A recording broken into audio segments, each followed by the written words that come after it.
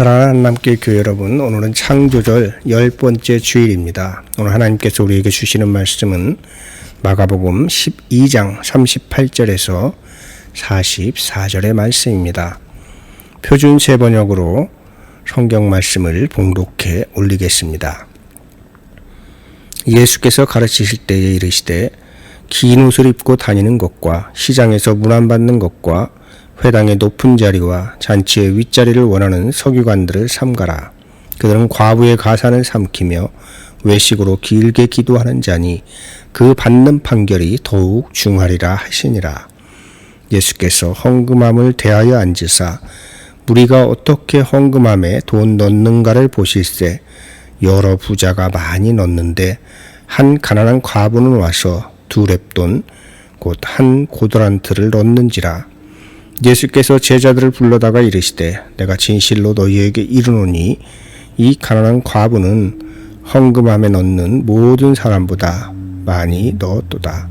그들은 다 그 풍족한 중에서 넣었거니와 이 가난한 과부는 그 가난한 중에서 자기의 모든 소유 곧 생활비 전부를 넣었느니라 하시니라. 아멘. 오늘 우리가 함께 읽은 말씀을 통해서 모든 것을 걸어야 하는 제목으로 하나님의 말씀을 나누고자 합니다. 전부를 주셔서 우리를 구원의 길로 이끌어 주신 예수님의 사랑이 오늘 함께 예배하시는 모든 분들과 함께 하시길 빕니다. 지난 10월 보네퍼와 함께하는 종교개혁의 달로 삼고 5주간 보네퍼 목사님이 저작과 관련하여 말씀을 나누었습니다. 이번 주부터는 다시 성서일과에 따라 말씀을 나누고자 합니다. 지금 우리는 삼위일체력에 따라 창조절을 보내고 있고 세계교회는 성령 강림 후에 절기를 보내고 있습니다. 그러나 어떤 교회력을 따르든지 올해 11월 28일부터 대림절을 맞이합니다. 대림절은 기다린다 하는 뜻을 가진 절기로 대강절, 강림절로도 불립니다. 그러므로 대림절을 앞둔 성서일과는 예수 그리스도로 초점을 맞추어 가는 것입니다. 태초로부터 예수 그리스도의 탄생으로 이어지고 예수 그리스도의 탄생은 십자가 고난으로 연결이 됩니다. 그리고 십자가 고난은 부활로 이어지고 예수 그리스도의 부활과 승천은 교회로 이어지고 교회는 예수 그리스도의 몸으로서 예수님이 전하신 복음, 즉 구원의 기쁜 소식을 전하고 나누는 공동체로 세워질 것을 요구받고 있는 것입니다. 이 모든 일들은 어쩌다가 이루어진 것이 아니라 대충 이루어진 것이 아니라 하나님께서 모든 것을 걸고 이루신 일입니다. 독생자 아들을 이 세상에 보내시어 십자가의 화목제물로 드리시기까지 하나님께서 모든 것을 걸고 우리의 역사로 들어오신 것입니다. 이런 생각들을 하면서 이번 주 성서일과를 살펴보니 주 본문은 마가복음으로 삼았지만 다른 연관 본문들을 살피지 않을 수 없었습니다.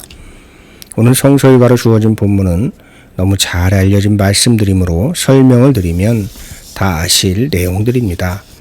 먼저 룻기 4장 13절에서 17절의 말씀은 과부가 되었던 모압 여인 룻이 우여곡절 끝에 보아스와 결혼하여 예수님의 계보를 잇는다는 내용입니다. 열왕기상 17장 8절에서 16절의 말씀은 엘리야와 사르밧 과부의 이야기입니다. 아합과 맞섰던 엘리야는 가뭄을 예고하고 아합을 피해서 그리 시냇가에서 까마귀가 물어다주는 음식으로 연명을 했습니다. 그러나 가뭄이 극심해지면서 그리 시냇가의 물도 말라버리자 시돈에 속한 사르밧 과부를 찾아갑니다. 사르밧 과부도 극심한 가뭄에 먹을 것이 떨어졌고 마침 통에 남은 밀가루 한 움큼과 병에 남은 기름으로 마지막 떡을 만들어 아들과 함께 먹고 죽을 작정이었습니다. 그러나 엘리야의 요구에 떡을 만들어 엘리야에게 주자 가뭄이 끝날 때까지 사르밧 과부의 밀가루통과 기름병은 화수분처럼 밀가루와 기름을 내었다는 이야기입니다. 히브리서 9장 24절에서 28절의 말씀은 예수 그리스도께서 자신을 단번에 제물로 드려 죄를 담당하셨다는 말씀이 되겠습니다. 그리고 마가복음 12장 38절에서 44절의 말씀은 예수님의 말씀입니다. 과부의 가산을 삼키는 서기관들의 위선을 지적하시는 말씀과 가난한 과부의 헌금하는 모습을 보신 후 가난한 과부가 가난한 중에 자기의 모든 소유 곧 생활비 전부를 넣었으므로 모든 사람보다 더 많은 예물을 드렸다는 말씀입니다. 성서 일과에서 어떤 공동점을 발견하셨습니까? 첫 번째는 과부가 등장한다는 것입니다. 그리고 두 번째는 단번에 제물로 드려 우리의 죄를 담당하신 예수님은 물론이고 사르밧 과부나 가난한 과부 모두 모든 것을 다 바친다는 이야기입니다. 예수님은 자신을 온전히 제물로 바치셨고 사르밧 과부도 마지막 음식이 될 밀가루와 기름을 엘리야에게 전부 바쳤습니다. 가난한 과부도 자신의 생활비 전부를 하나님께 바쳤습니다. 어떤 사이비 종교에서는 이런 본문들을 신도들의 재산을 강탈하는 수단으로 사용하기도 합니다마는 이 말씀에서 모든 것 전부가 의미하는 바는 단지 물질적인 것만이 아닙니다. 자, 그러면 공통적인 단어였던 과부와 모든 것에 대한 묵상을 나누겠습니다. 출애굽기 20장 이하에는 10계명을 위시하여 다양한 법들이 세세하게 규정되어 있습니다. 종에 관한 법, 폭행에 관한 법, 배상에 관한 법, 공평에 관한 법, 절규에 관한 법 등을 총망라하고 있습니다. 이것이 신명기 법전의 기본이 되었고 이스라엘 공동체를 이끄는 근본 정신이 되었습니다. 구약의 근본 정신은 두 가지로 요약이 되는데 미시파트, 공평과 치다카, 정의입니다. 그들이 430년간 노예 생활을 겪었고 40년간 광야에서 나그네처럼 떠돌았고 강대국에 짓밟히며 식민지 생활을 했었기 때문에 구약 성경은 약자 옹호적이고 강자 비판적인 내용이 지배할 수밖에 없었습니다. 약자 중에서도 나그네와 과부와 고아는 약자 중에 약자였습니다. 출애굽기 20장 2절에서 나는 너를 애굽 땅 종되었던 곳에서 인도하여 낸 내 하나님 여호와니라. 십계명을 주시기 전에 다시 한번 깨우치고 있는 것입니다.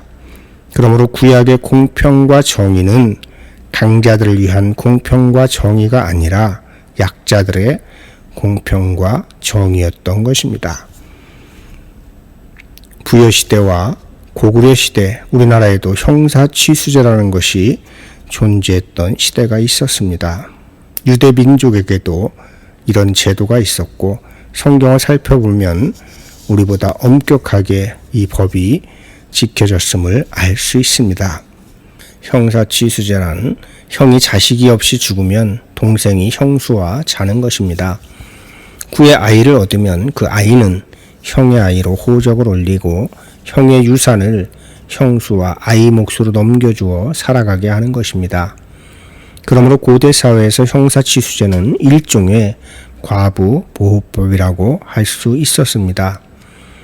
그런데 과부를 취할 동생이나 친족이 없거나 동생이 자신의 유산이 줄어들 것을 우려하여 거부함으로 과부 혼자서 살아가야 한다면 어떻게 살아갈 수 있었을까요?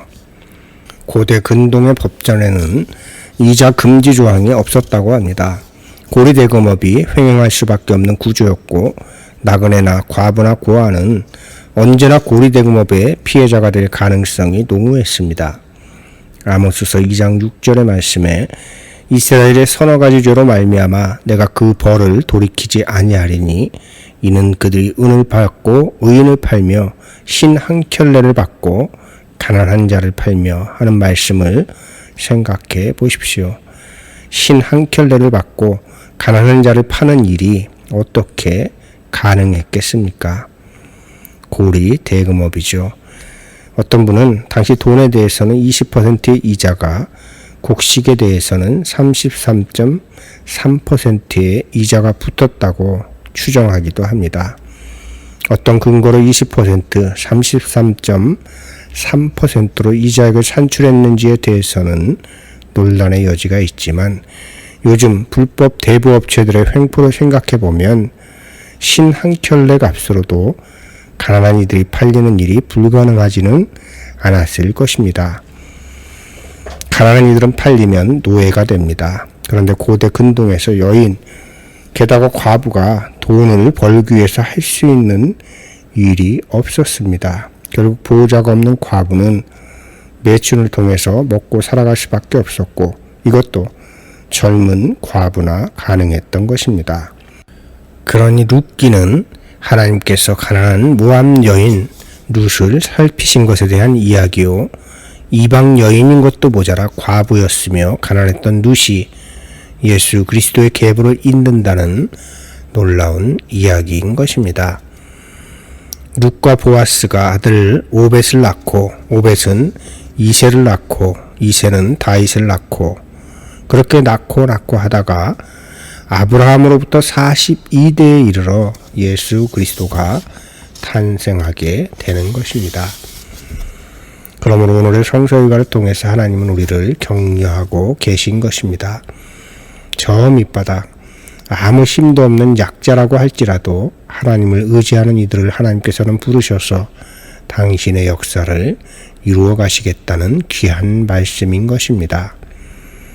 그러니 여러분이 룻이나 사르밧 과부나 가난한 과부보다 더 나은 위치에 있다면 당연히 하나님의 역사를 이루어 갈 수 있다는 격려의 말씀인 것입니다.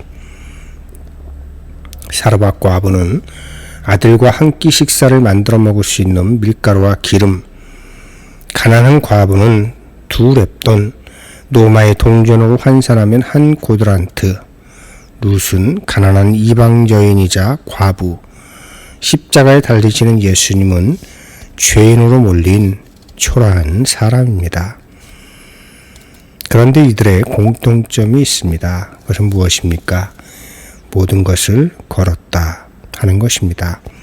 사르밧 과부는 아들과 굶어 죽기 전에 마지막으로 먹을 수 있는 밀가루와 기름을 모두 엘리야를 위해서 드렸고 가난한 과부는 생활비 전부를 헌금했습니다. 룻은 시어머니 나오미가 고향으로 돌아가라고 했을 때 모든 것을 포기하고 이렇게 말합니다. 어머니 가시는 곳에 나도 가고 어머니 계시는 곳에서 나도 머물겠나이다. 어머니의 백성이 나의 백성이 되고 어머니의 하나님이 나의 하나님이 되시리니. 예수님은 또 어떻습니까? 될 수만 있다면 이 잔을 내게서 지나가게 하옵소서. 그러나 나의 원대로 하지 마시옵고 아버지의 원대로 하옵소서. 그렇습니다. 모든 것을 걸었을 때 사르밧 과부의 밀가루통과 기름병에는 가뭄이 끝날 때까지 화수분처럼 밀가루와 기름이 나왔습니다. 모든 것을 걸었을 때 가장 큰 예물을 드린 여인이 되었습니다. 모든 것을 걸었을 때 이방 여인임에도 불구하고 예수 그리스도의 계보를 잇는 여인이 되었습니다. 예수님께서도 모든 것을 거셨을 때 부활의 영광과 인류에게 구원의 빛, 생명의 빛이 되셨습니다. 그냥 대충해서 된 것이 아니라 모든 것을 걸었을 때 기적이 일어났고 모든 것을 걸었을 때 새로운 삶의 지평이 열린 것입니다. 여러분, 세상 일도 모든 것을 걸고 해야 겨우 성공할 수 있습니다. 신앙생활도 모든 것을 걸고 해야 겨우 구원에 이르는 것입니다. 대충해서 얻어지는 것이나 거저 얻어지는 것은 쉽게 잃어버릴 수밖에 없습니다. 우리가 거저 누리는 은혜들은 그냥 주어진 것이 아니라 하나님이 모든 것을 걸고 주신 것이라는 것을 기억하시기 바랍니다. 그러므로 결코 값싼 것일 수 없고 값비싼 것이므로 우리는 최선을 다해 다름박질 하듯이 뒤돌아보지 말고 표대를 향하여 가야 하는 것입니다. 지난주에 누구든지 손에 쟁기를 잡고 뒤돌아보는 사람은 하나님 나라에 합당하지 않다는 말씀을 드렸습니다. 오늘은 여기에 더해서 빌립보서 3장 14절의 말씀, 표대를 향하여 그리스도 예수 안에서 하나님이 위에서 부르신 부름의 상을 위하여 달려가노라 하는 말씀을 더하여 드립니다. 무슨 일이든 모든 것을 걸고 하시기 바랍니다. 모든 것을 걸어야 겨우 얻을 수 있고 그래야 그것이 얼마나 소중한 것인지를 알게 되는 것입니다. 무엇보다도 예수님께서 보여주신 생명의 길, 그 길은 모든 것을 걸어야만 걸어갈 수 있는 길임을 기억하시길 바랍니다. 말씀을 정리하겠습니다. 무슨 일을 하시든지 모든 것을 걸고 하시기 바랍니다. 모든 것을 걸면 그것이 아무리 작은 것이라도 의미 있는 결과를 만들어낼 수 있습니다.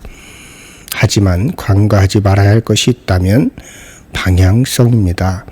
아무리 열심히 해도 방향이 잘못되었으면 안 하는 이만 못하기 때문입니다. 예수 그리스도를 기준점, 표대로 삼고 걸어가시기 바랍니다. 예수님도 우리를 사랑하실 때에 모든 것을 걸고 사랑하셨습니다. 그래서 우리에게 생명의 길, 구원의 길이 열린 것입니다. 무엇보다도 우리의 신앙생활을 돌아봐야 합니다.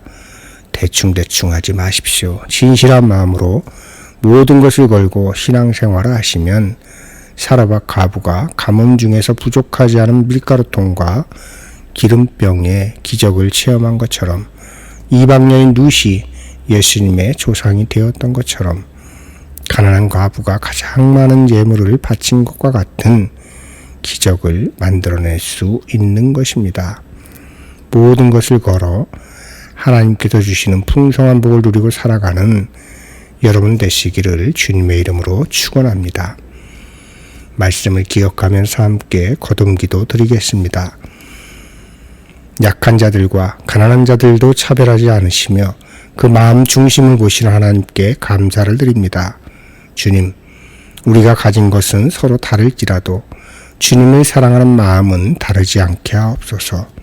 우리에게 선물로 주신 귀한 날 항상 최선을 다해 살아가게 하시고 특히 주님의 제자로 살아가는 일에는 대충 혹은 일부가 아니라 모든 것을 걸고 살아가게 하옵소서.